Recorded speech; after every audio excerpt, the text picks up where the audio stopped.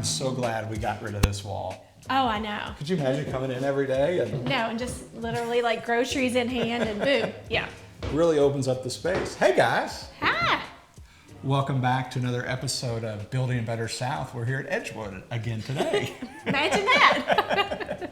We've been having so much fun building a better South. So we're in the entry foyer or mudroom area of the house here. And today I want to introduce you guys to some of the true craftsmen that still exist. I mean, so many times today people are focused on how fast can I do it, how quick can I do it, how cheap can I do it.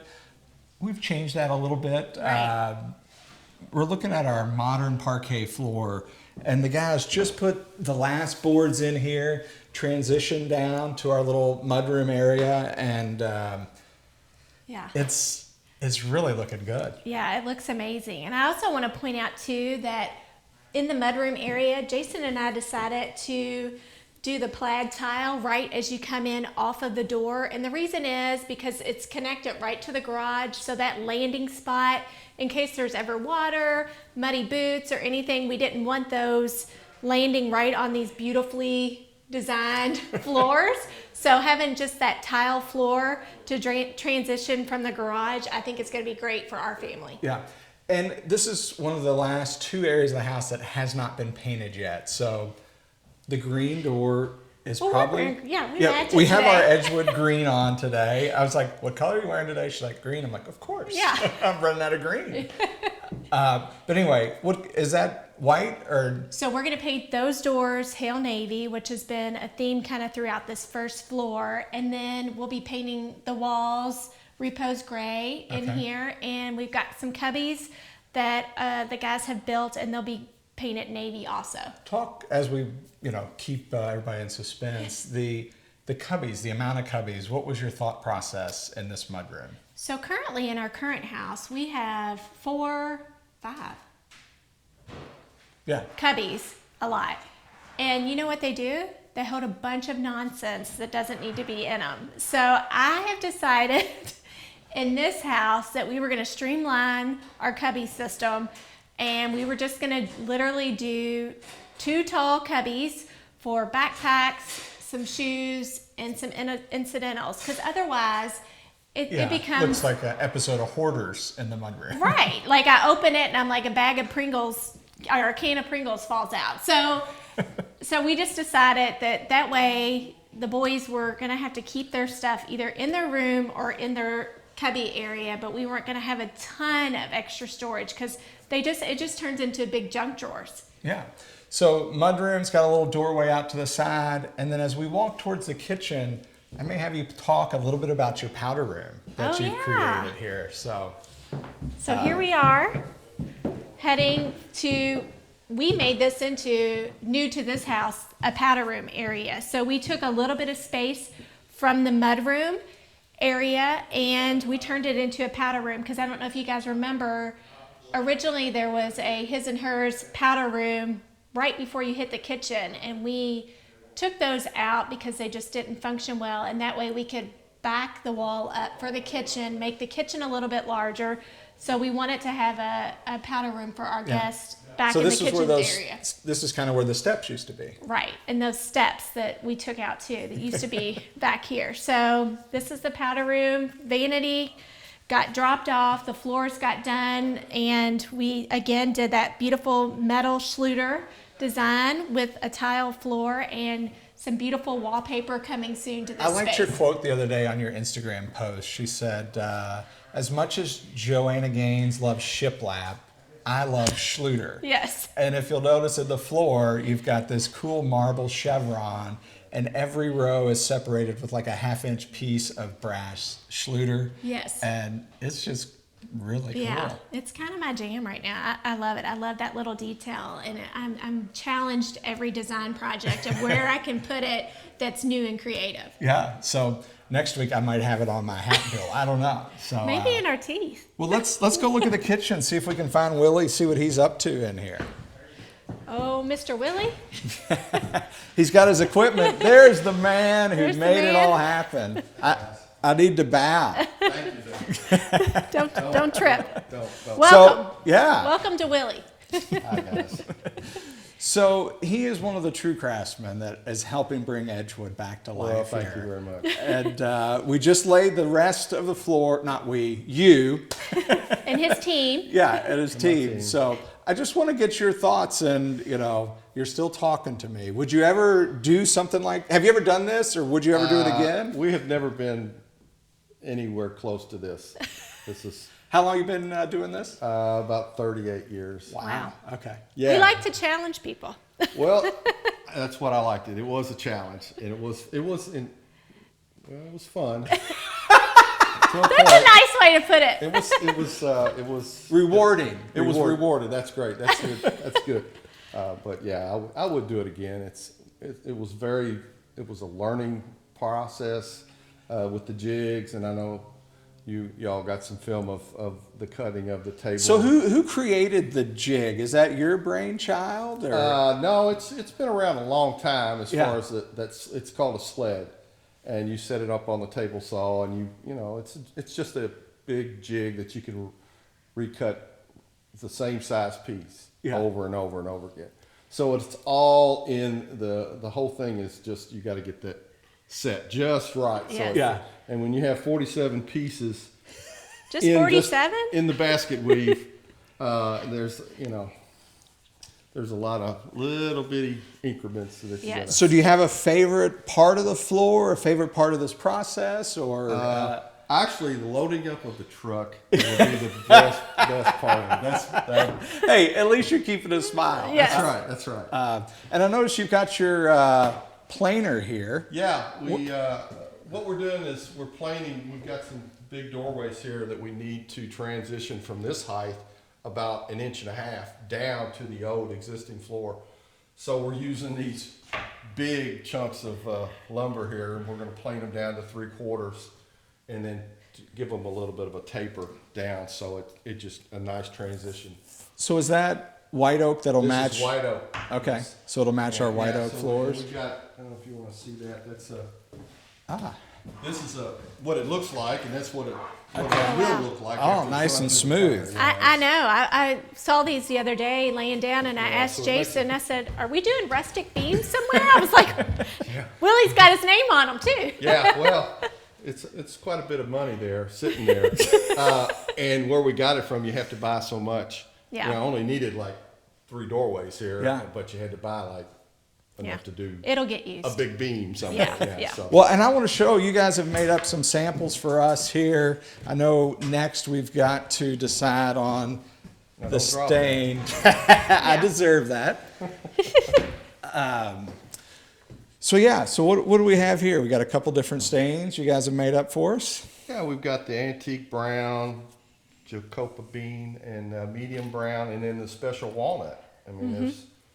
I think we ruled out the special walnut. A little too red. A little too red for us. We want to keep with the history of Edgewood, kind of the medium brown. So we like the 2 medium browns, Or a custom mix. or can we mix up a custom mix? Sure, you can. You can do whatever you want. All right. I have a feeling we're gonna have a custom mix. Why not, right? Coming our way. Custom So floor, custom mix. Yeah, definitely. we can't Yeah. go anything You standard. can't, there. yeah, you No, can't do- no. If you would have did that, you could have just bought it from some factory, with some Right. Yeah. generic color on there that everybody's got. Yeah, we're gonna do it once and gonna do it right. So Yeah. And so this, I know you said it, but it's so doing a chevron or herringbone or anything like that, or that's a piece of cake compared to what you guys embarked on here. Compared to this, yes. It's still, factories, you can buy them from a factory, but with the wood, the way it comes in and it's shipped and it's in a truck for 2 or 3 days, so you get a lot of expansion and contraction with especially the solids. So you almost have to recut them anyway. Yeah. So we just got wood, just regular hardwood for this job. So you're just cutting off. And how did the you put same the repeat. the panels down so they'll be sturdy? I know these floors were kind of a Well, little bit what we uneven. did was we went over the whole floor, sanded it, and got it in fairly decent shape. And then we glued all the pieces together so it's one big panel. And then we glued it with Bona R851. So is that why when I dropped the one piece, it stayed together? It stayed together. I was yeah. like, It did. It stayed together. Yeah. okay. Yeah, it stayed together, which was I'm I saw that. And Yeah. I was really surprised. Yeah. You know, it's not glued that much, but Yeah. it is Yeah. glued together. Oh, so it Just wasn't the blue it's- tape that wasn't holding it together? Well, that was holding it in I'm place. just teasing. That was holding it till it dried. So- And apparently it worked. Yeah. No, I always like to have a takeaway from each project. So if we did this again, would you have learned something, or would it Oh, go sure. much Yeah. quicker the next go round? I think it would. The key is in the jig that we have, Mm-hmm. that we make, each one of these pieces. The more time you spend on getting that set, and where they go in like a puzzle piece. Yeah.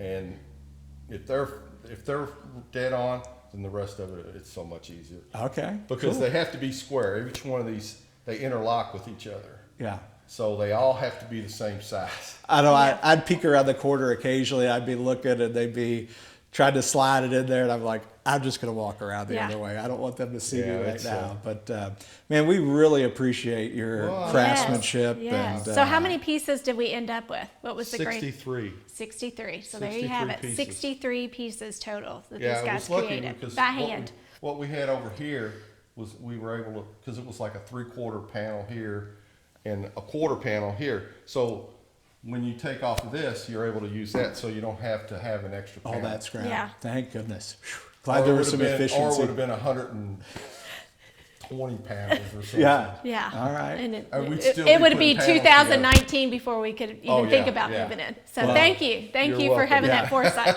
And I have to thank Chad over at Carpet Specialist. Yeah. Yes. We brainstormed, and I think he roped you into this. I don't know if you knew exactly what you're getting into. No, not Because we had cabinets installed a couple weeks ago, and I was like, we need the floor down before the cabinets go in. He's like, yeah, we can do it. Willie can do it. I'm like, okay, great. So we compromised. So We compromised. we're going to finish and then set the island and finish up here in the kitchen. That was a good compromise. Yeah. That was good. So thank you to Willie and Yes, all his thanks, guys. Willie. You're welcome. And Thank we've got another special craftsman we're going to show you up front here. So come on, guys. Chinoiserie. That's right. You are getting so good at this. Hey, I've been asked enough, so I've got to know. So Yes. we're back in the foyer here at Edgewood, and talk about exceeding my expectations. When you first started talking about this mural, I'm like, what in the world are You're you like doing? oversized flowers. We're trying to get on- rid of all the flowers on and the murals wall in here. and a mural. What? So talk to me about the vision and what Ken has Yeah. done here. So we have this amazing local artist, Ken Dean, and he and we collaborated together on this project. So I had this vision of these beautiful, oversized florals with stems and blooms and greenery with a hint of a chinoiserie feel, but I also wanted it to feel very modern. So, and I think Ken nailed it. I mean, I think I told him I'm gonna have to like find a chair or a sitting area. All glass so you can see Yeah, through it? in this place, because I'm gonna wanna constantly just come in the foyer and just really admire this beautiful oversized piece of art that's on our wall. It just really And so is for the beautiful. record, Ken was going to join us and talk a little bit about this, but Gretchen made him stay painting so he could be finished. No, I'm just teasing. So I know, I was like, oh, do you want me to grab the brush? I'm happy to do a little shadowing. Paint by numbers, anyone? And what about because obviously we have a blue theme going here at Yes. Edgewood and green, but That's the outside.